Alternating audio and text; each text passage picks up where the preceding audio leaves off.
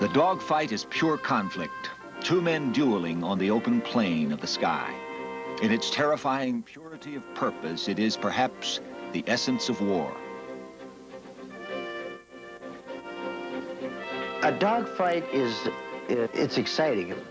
It was like a joust, really.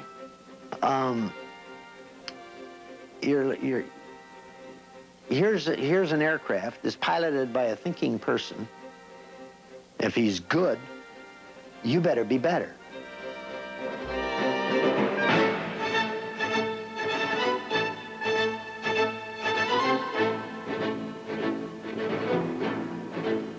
It's just like being in a knife fight in a dirt floor bar.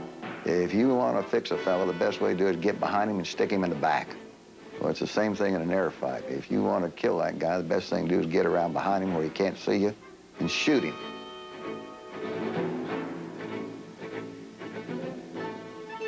World War II had a brutal way of weeding out the average, so the fighter pilot had to be good. It didn't hurt to be lucky either, but there was no compensating for a lack of courage. He had to want to be there. I might say motivation has an awful lot to do with it. I think that's, you know, something you can't measure. It's inside you. Guys that would close on the enemy, you know, a killer instinct. I think you had to have that, too.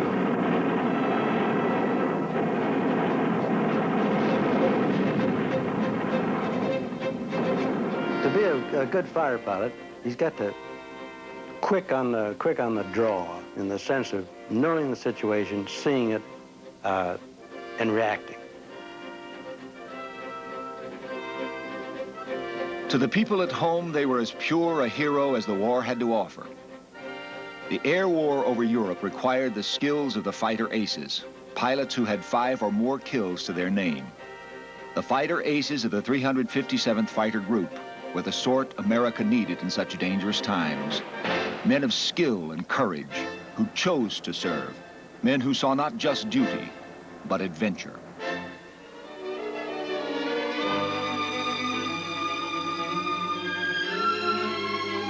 Thomas Hayes, Clarence Anderson, William O'Brien, Richard Peterson. World War II found them more boys than men, raw, untrained. But when they learned to fly, it was something for which they had been practicing in one way or another all their lives. Our parents would take us, like if we were visiting some city, you know, like San Francisco or Oakland or something, they'd take us and dump us off at the airport on Sunday morning and then come pick us up at 5 o'clock in the afternoon. And we would just spend the whole day looking at airplanes. And even then, I can remember I wanted to be a fighter pilot at that time, not even knowing what it was all about.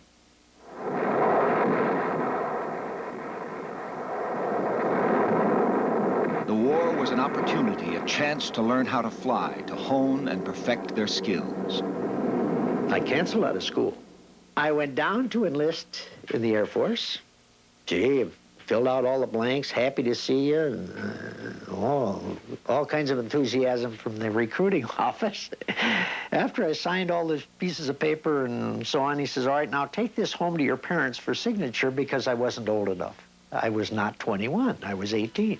Boy, I had to talk like a senator for about 3 days to talk them into signing. Neither one would sign the paper, because as far as they were concerned, it was a death warrant for them to sign a paper for me to enlist in the Air Force. Friendships grew quickly in the common ground of training. On the train to California, Peterson met a young man named Jim Jago, a military academy graduate and already something of an old military hand. So Jago and I were the ones who were usually the renegades, and if I ended up with demerits, then Jago would also walk with me, whether he had them or not, so we would be keeping each other company. They trained on the P-39. An interesting thing is the guy that checked me out in the first P-39 was standing there with a bandage all over his head, boy, and he still had some blue marks around through here.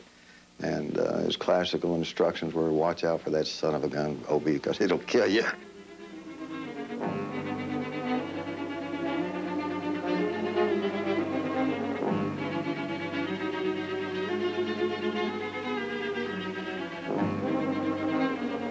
Not all who entered flying school would be pilots. There were tests, checks, counter-checks, all designed to ensure that only the best became fighter pilots.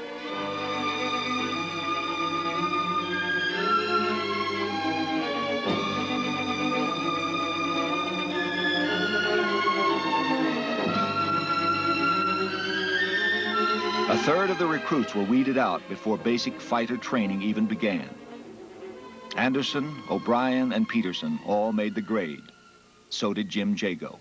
When it came time to graduate, which was March 10th, 1943, boy, that was a thrill, because we now had our shiny gold bars and our silver wings, and we were just in hog heaven. That was just great.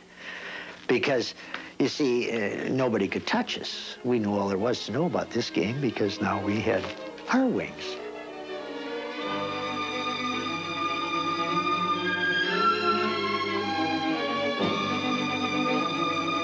Underneath the pleasure and the pride, however, were dark hints of danger they had yet to face. Jim Jago. He was at Oakland and doing aerobatics and the usual things that we always had done together.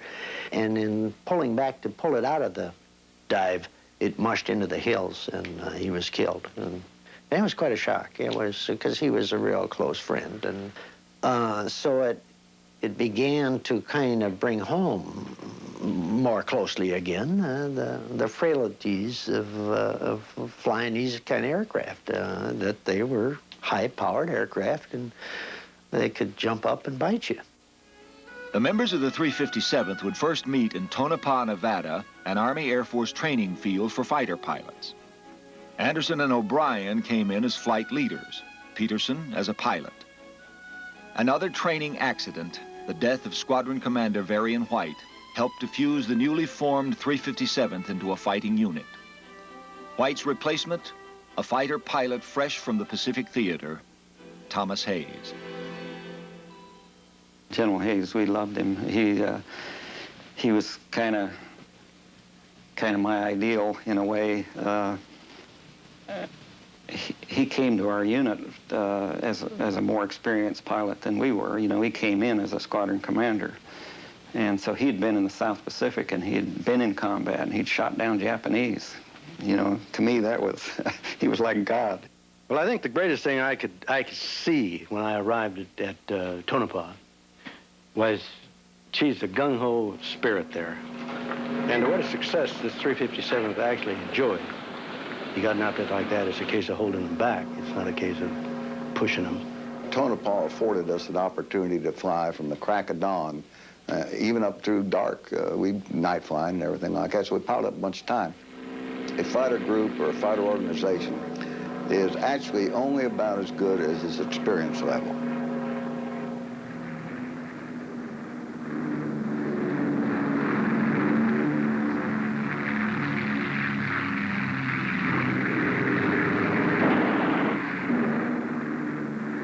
There's nothing within 75 miles in any direction that can be hurt by human hand. I mean, nothing. So that's why they called it the Tonopah Bombing and Gunnery Range.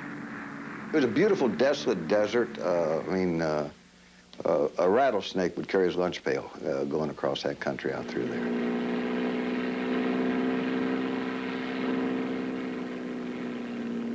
We had a good outfit, and from what experience I had, I wanted to pass this on and get this unit ready. If I made any mistakes, in hindsight, I think it was because we were flying P-39s. All three squadron commanders, each squadron commander had experience in the Pacific. We were flying P-39s. The Germans had destroyed every P-39 as fast as it would fly in Europe. And I G2'd the thing. We were not going to Europe. We were going to go to the Pacific. The destination of the 357th was not the Pacific. They would be crossing a different ocean. Still boys, untested in combat, their adversary would be the German Luftwaffe. Their next training ground, the skies of Europe. And we were then sent to England on the Queen Elizabeth. There were 17,000 on the Queen Elizabeth. and I was in a honeymoon suite with 17 guys, bunk to bunk, and stacked up.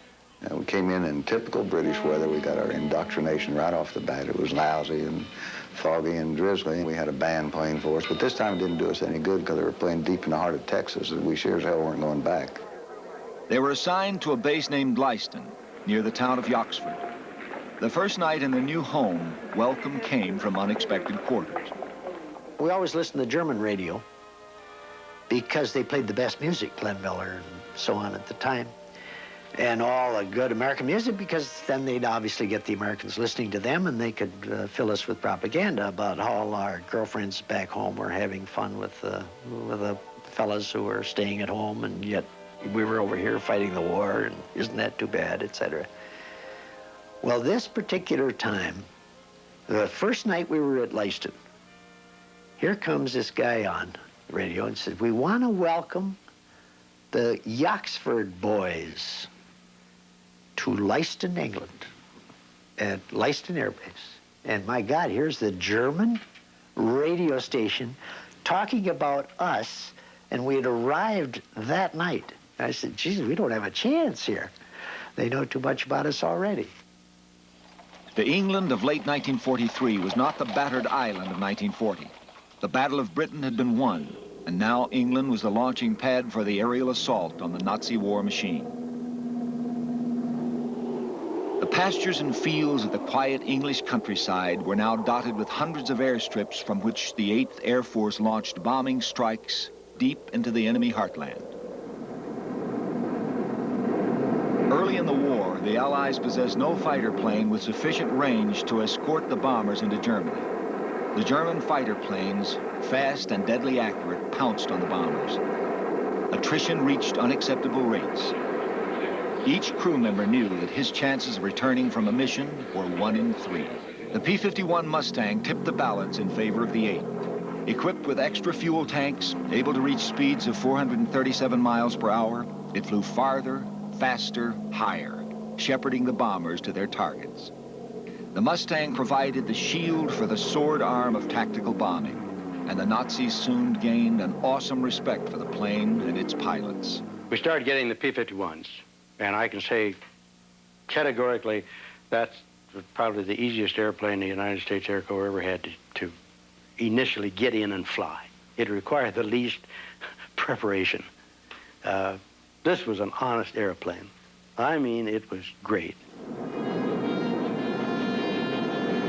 The first opportunity I had of engaging enemy aircraft was on the Bordeaux raid.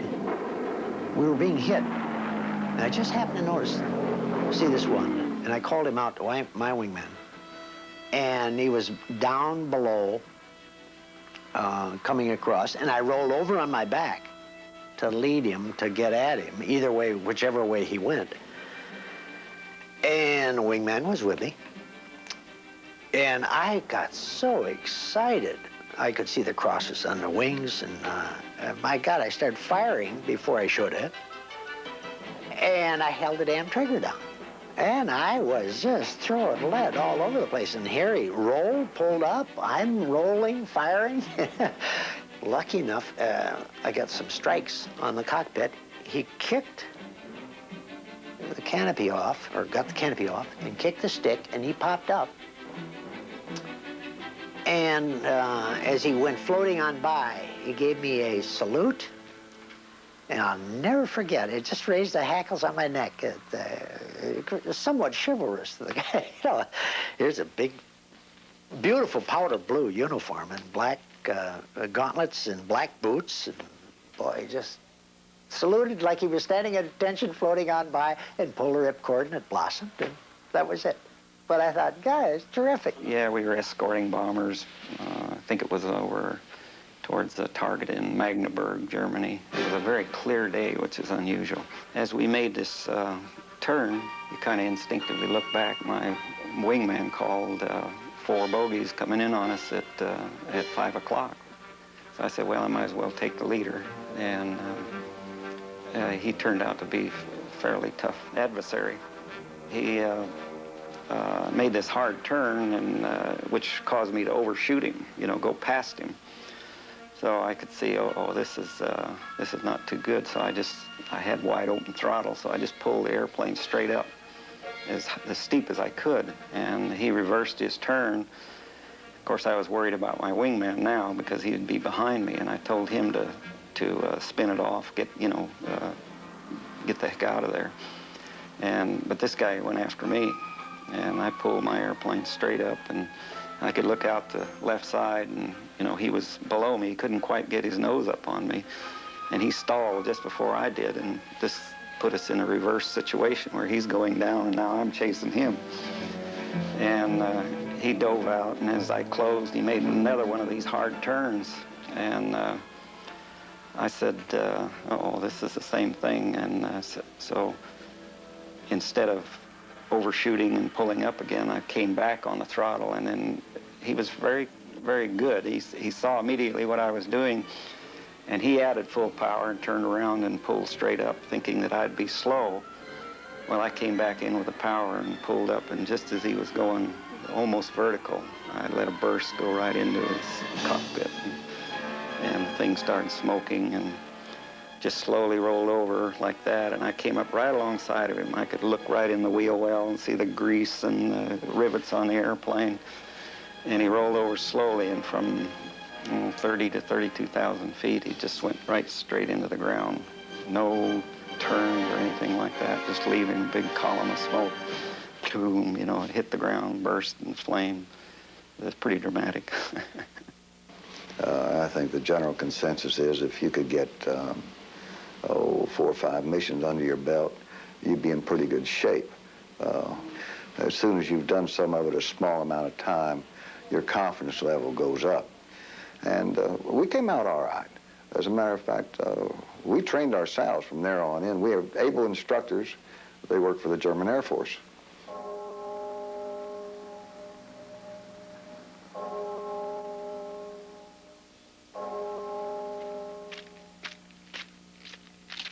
The day of a mission began in the dark of night, a rude and cold awakening.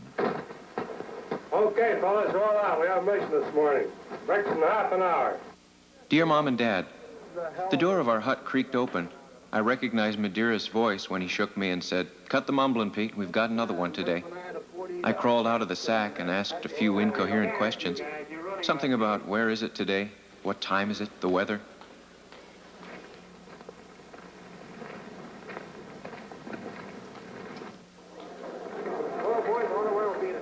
As I staggered through the mess hall, holding my orange and fresh eggs as though they were gold, I could see the rest of the boys were still walking around in a sleepy day, so I wasn't alone. I soon found myself riding down to our squadron operations in the truck, shivering from a cold morning that hadn't located the sun yet. Someone yelled briefing over at headquarters in about 20 minutes, so I hurried a bit with the flying clothes, tended to some in-case details with intelligence, and went into our pilot's room. As we entered the briefing room at headquarters, the pilots of other squadrons were sitting around discussing the possibilities of our mission. Naturally, we all looked at the map at the front of the room. It carried the details of the mission. The target for the day is Ankman. Specifically, you are to destroy the Arado factory. A few questions quickly answered. The weather, radio procedure, and taxiing for takeoff directions are given. We have a high-pressure system centered over northwest Europe, up here near Finland, extending southwestward down across the British Isles, causing an influx of south and southwesterly air going up. The signal for synchronizing watches is given, and we're all set. What do you think, Doc? They'll be shooting at us. Sometimes I don't think those jerks. Last-minute details are covered. What do you expect, buddy? We pick up our chutes, dinghy packs, oxygen masks, and life vests, pile into the truck, and we're off to our planes.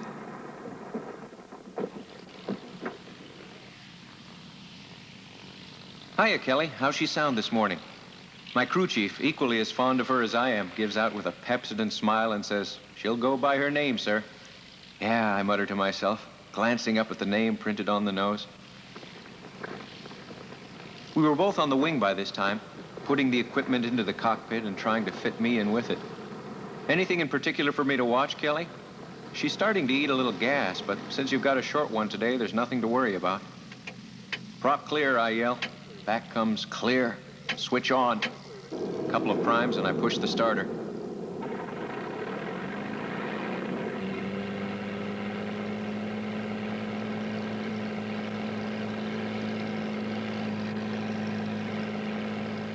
We all jockey into position for takeoff. Down goes the flag on time and off goes the leader. Yes, home never meant as much to us before as it does now. All my love, Pete.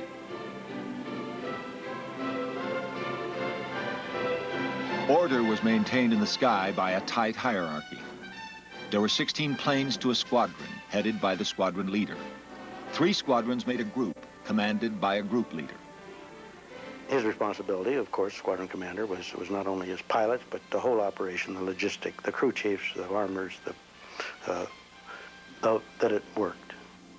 The rest of the boys in the squadron were sort of, you know, he's going to take us through. Tommy Hayes came in, and he was probably one of the best combat leaders we had. The particular thing about the fighter outfits is that a peculiarity is that the officers do the flying, they do the dying. The number 1 man off the runway at the start of all this stuff is usually a senior officer, probably the group commander leading himself. When the squadrons go up, the number 1 man is usually the squadron commander or a highly experienced officer. Therefore, they generate leadership by demonstrating courage.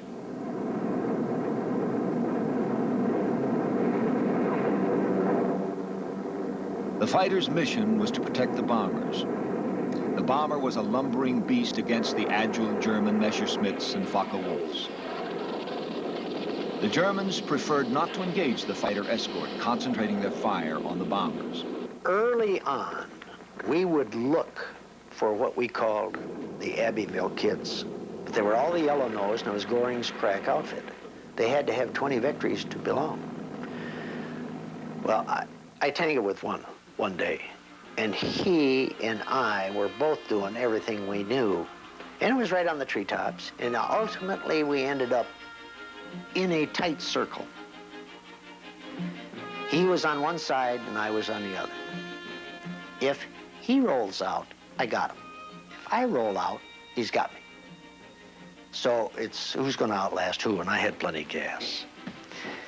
So one of the things we could do with the 51 was drop 10 degrees of flaps, which gave us more lift. In other words, allowed me to turn tighter. So now I'm using the aircraft to its ultimate capability. And now it's a matter of me getting that flying. He's trying to give me the most toughest shot I can ever get. So I have to get out here to get enough lead to get him. So I am shooting, literally looking over the root, through my wing root, down where I'm on top of him like this, firing this way. And the tracers go out, they go out straight, but it looks like they're going like this. And I'm right into the top of the cockpit. And into the sniper rolled into the trees. But that was a full 20 minutes, half hour maybe. So this one particular time, we were escorting bombers, and I remember just turning, kind of coming across the front. And, you know, we looked up, and here came about 8 109s, line abreast, just beautiful formation, just coming right straight into the bombers. And, you know, this is rapid. This is, the rate of closure is tremendous. You know, and here we are sitting up there at cruise speed. There wasn't a thing in the world we could do there but watch. And they went right through the bombers, shot down 2 of them, rolled over, split S, came back up and started to reform to make a second attack. Well, this one particular 109 that I got tangled up with, this guy was a little better than the average. And so there we are right out in front of these B-17s, and we're in a dogfight. We're coming around in a circle, and the B-17s are coming closer and closer and closer, and we're turning and turning and turning, trying to get after each other. And I had visions in my mind, you know, going right through these B-17s and then wondering who was who, you know, and B-17s would shoot at you, you know, if you got near them. 101, P-51s looked like 109s, and lots of times they wouldn't know the difference anyway, so they shot at anything that came near. Anyway, you flew it very delicately, and I started to creep up on this 109, and the B-17s are coming right into my peripheral vision. And I don't know whether he was worried about the B-17s and decided to roll out, but he took it on down, and we ended up on the deck. And there was 4 of us and 4 of them, and we shot down 3 of them.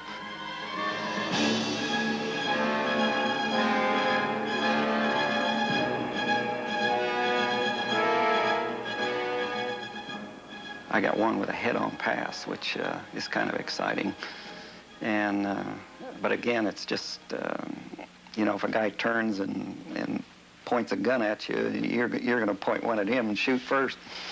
And it worked, and I shot him down. Combat in the air. This was what they'd come to do, and they developed their own way of doing it.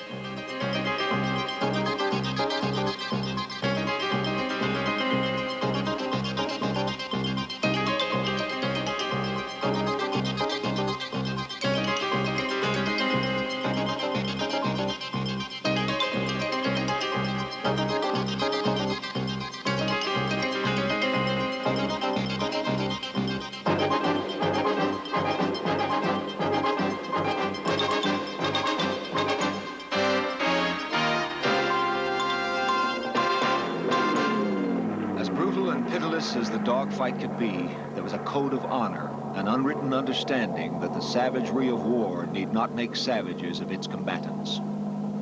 I think the German pilot, highly regarded, or had a lot of respect, as well as the American pilots, for a person in a chute, because with our aircraft and guns and sights and so on, you can, if you can see a frog, you can kill it. So that a person in a parachute is absolutely helpless. There is just, there's nothing challenging and there's nothing, anything about it. It's just, he's helpless. So it was pretty much an unwritten rule that nobody shot anybody in a parachute. Breaking the code earned the pilot the disdain he had shown to others. We had lost several 17s due to flak, and the sky was fairly heavy with parachutes blossoming. Well, here was a 109 going from chute to chute, shooting up the fellows in the parachutes. I latched onto him, and I picked away at him so he knew I was there, and I was trying to get him to bail out, which eventually he did, and I shot him up in his chute. That's the only time that I felt it was justified. Small factors in a pilot's ability polished his skills even more. Many of the successful aces I knew had remarkable eyesight. In my case, I know I could test out to 20/15, which is better than normal. And I know Chuck Yeager's eyes were better than normal. And I do know that there's some kind of knack about seeing enemy airplanes. Chuck Yeager and myself, he was another flight leader in our squadron. We could see airplanes that nobody else could see. And, you know, even after we describe where they are, what they're doing, you know, they don't see them. And I've been on an attack run before people in the squadron or other people in the flight knew what we were really doing. For all their skill and bravado, the pilots found themselves fastening onto odd superstitions. I had one superstition I had, probably an ill-founded superstition. We had a couple of little dogs around that base. I don't know what they were, but they weren't mutts, I don't think. They might have been a pretty nice breed of dog. But those dogs took up with Chuck Yeager and a guy named Ed McKee. And Yeager got shot down, McKee got shot down, and I wasn't gonna pet those dogs.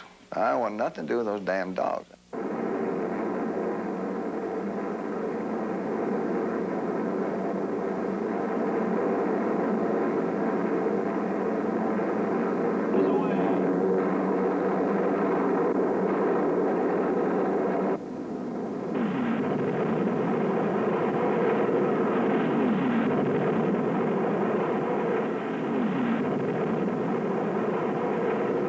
On some missions, when the bombers had completed their objective and were heading home, there was time for some freelance work.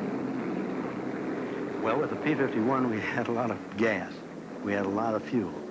So we would say, and now, independent of the group, we as a squadron would go out and search for the Germans.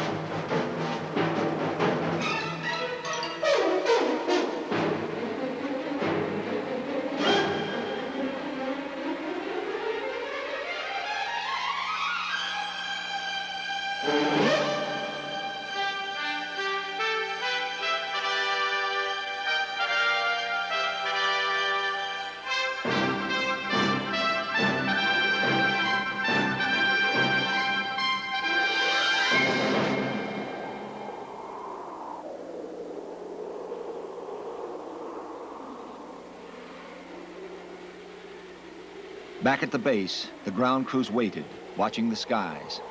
When their planes came home, if they came home, it was time for relief as well as a little bragging.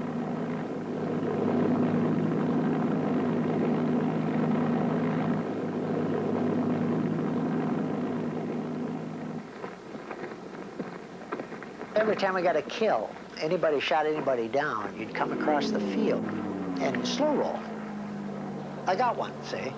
Big deal. But we took our losses, too. The 357th stood over 100% casualties. It took a year to get them, but we had a lot of casualties. My best friend was, lost him. I remember I stood on, down at the flight line until the sun was down. Still in the hopes that he would get in there. He didn't make it. But you accept it. The old crutch, it's going to happen to somebody else. It's not going to happen to me. This is a great piece of faith, you know. You're wrong, but this is what you believe. But after it's over, and when you all come home, and it's a get-together then, it's up to the club, and you get your ration of a couple ounces of booze, and you get some beer at the club, and then you find out what really happened. Between missions, it was time to relax, forget, make do with the evening's ration of boredom and loneliness. You could sit in front of the fireplace, listen to the familiar music, the comforting sounds of laughter and jumbled conversation, and with enough imagination, you could be anywhere, calm and safe. Anywhere but home, that is. Well, occasionally we'd have a party, you know, at the base. Now, the prerequisites for this is that there'd be a group of young ladies who would be willing to come to your air base for a dance or a party at that time, or you may have a gal someplace. I don't know. I didn't myself personally. And but when they decided to have one of these parties, for some reason, the hospitality of England was manifest at that time. These young ladies would come out and make themselves available, and we would have a party at the officers' club. You may not have met this young lady before, but you'd meet her there. Usually we'd stock up pretty good on hooch and food at that time, and the British, believe it or not, had a tough time feeding their population, so these young ladies enjoyed the opportunity to have butter, white bread, roast beef, something like this, you don't see very much of, you know. And this was about what we did. There was a lot of drinking and a lot of horsing around and everything like that. And, let's be frank about it, sometimes it took 2 or 3 days to get the base cleaned back up again, get the gals out, but that's the facts of life. These guys on the ground, I mean all of them. I'm speaking of the line chiefs, the crew chiefs, the farmers. A thankless job. I'm sure the thing that they like to see was their airplane get off on the mission. And up to an hour later, it didn't return, meaning it's going all the way. And perhaps the greatest thing then is to see their airplane come down and do a slow roll before landing. That's sort of the payoff. You know, if you were successful, they were successful. And it used to kind of feed on it. The harder you worked, the harder they worked. And now in the summertime, we used to keep our airplanes camouflaged. We had this gray-green paint on the top side so that when somebody was above you looking down, they couldn't see you. Well, in the wintertime, when there was snow over there, it was kind of better to have the natural metal-colored airplane. We'd actually had a program there to paint them and repaint them. And I remember in the fall, I came back from a mission one time, and the first snow had hit the ground over there. I made a very casual statement of, hey, the first snow hit over there. I said, you know, pretty soon we're going to have to, you know, repaint this mother. I happened to put myself on the mission board for the next day and went home, never thought anything about it. And we had a mission coming up the next day, sure enough, and I go down there and come out to my airplane, and the thing is silver. And these guys had bloody hands. It washed it down with gasoline. The 357th was, by 1944, a crack outfit, the top-notch assemblage of seasoned fighters. They had been tested. They had proved themselves. But there was another test to come, another mission beyond anything they had accomplished. Berlin. A raid on that city would do more than impair the Germans' capacity to wage war. It would strike an incalculable blow to their morale. Berlin was the psychological heart of the Nazi Empire. If it was not safe, no place in Germany was safe. Goering himself would say later that, when I saw the Mustangs over Berlin, I knew the war was lost. On this particular mission, we're making landfall across into Holland, over Holland. Colonel Graham, the group commander, suddenly calls me and says there's radio silence and all, but he got my attention. He said, you got it. There's no conversation. With that, he peeled off and went home. And so suddenly I was group leader. General Hayes, the one thing I remembered about him was that he and another guy called Colonel Dragney was, whenever we went with those guys, we knew we were going to get into a good fight. They would never shirk duty, never turn away. You know, they would get you there and get you in combat. Well, on this particular mission, we went in, and the weather was rather poor as far as finding navigational points on the ground to orient yourself with. We didn't know exactly where we were. Tommy Hayes was leading, and he did a fine job, and we had flown the required time and distance, and we hadn't found any bombers. We hadn't seen them. We actually hadn't found Berlin, and it was beginning to look kind of bleak. And this was the only time in 77 combat missions I ever flew over there that I was ever consulted about the operation. Bless Tommy's heart, he called out and said, Obie, where do you think we are? I said, I think we've gone past them. On O'Brien's suggestion, the 357th turned around. And we had no more than made that turn, and we hadn't been on course probably 2 or 3 minutes, so it meant we were probably still over German soil. And to our left, over here, came the 8th Air Force, a beautiful, one of the most gorgeous sights you'll ever see in your life, strung out for mile after mile after mile of silver aircraft at 20,000 feet, beautiful formation, but still down the road down there, about 20, 25 miles from us. You go to your right over here, and here's the German Air Force. Boom!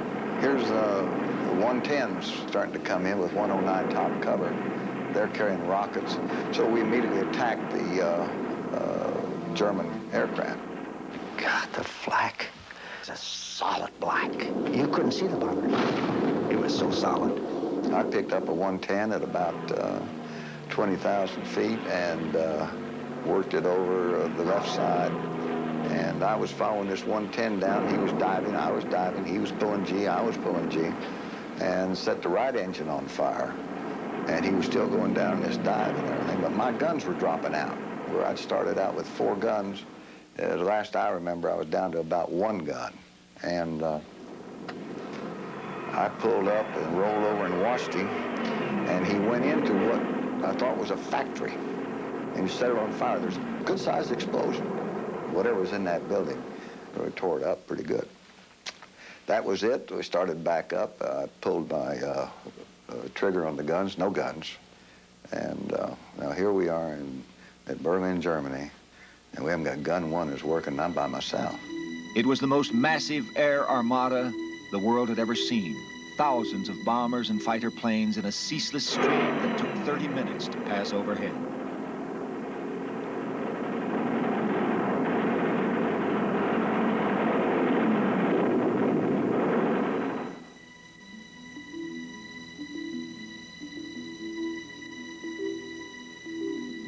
These 109s had made this head-on attack and shot down 2 B-17s right in front of our eyes, and were forming up to make another head-on attack. Well, by this time we had dropped tanks, and we'd got our airplanes up to speed, and we engaged them and broke up the attack. And so I climbed up and set course for England by myself. And another 51 come and tacked on to me, and just as a matter of interest, this guy called over and said, "Who are you?" And I said, "I'm O'Leary Brown." He said, "I'm Leroy Reuter." I said, "Stick with us," and we were trying to get out of there. I think Leroy saw a 110 and called it, another 110. And I told him, I said, "Leroy, you take him." I said, "I haven't got any guns." And so we turned over towards the 110, and I told Leroy, "I'll cover you the best I can. The only thing I could do was turn into him if we were jumped and try to scare him." And fortunately, nobody bounced us, and I got to sit up there with a ringside seat and watch Leroy shoot up another 110. And it was a wonderful mission in this respect that we put 46 aircraft into the air. We had 33 of them stand target area support. The rest of them had aborted. We shot down 20 German aircraft that day and just damaged and probably destroyed some others. I think we had no combat losses due to enemy action. The 357th cannot be summed up in numbers, although the numbers are impressive. Over 600 victories, the most for numbers of hours in the air. The victories, perhaps, were made less sweet by the memories of friends who were not there to share the triumphs.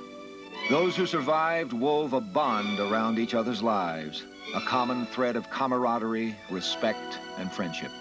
It was a time when the world promised great drama and asked the price of great danger. It was a life where the narrow cockpit of a plane was 1 minute a private doorway to the entire sky, and the next a brittle casket falling down to a field named in a foreign language. It was a life spent dueling in the sky and a life lived in the shadow of loss and sorrow. But there were, as one of the pilots said, no goodbyes, and there were no regrets. The fighter aces of World War II have flown into history now. Their like will never be seen again because the nature of war has changed forever. A fighter pilot, I think you got to be a rebel and a daredevil. I mean, it sounds corny, but a guy who's willing to take a risk. They're risk takers. And if the rewards are worth the risk, there's a thrill about it.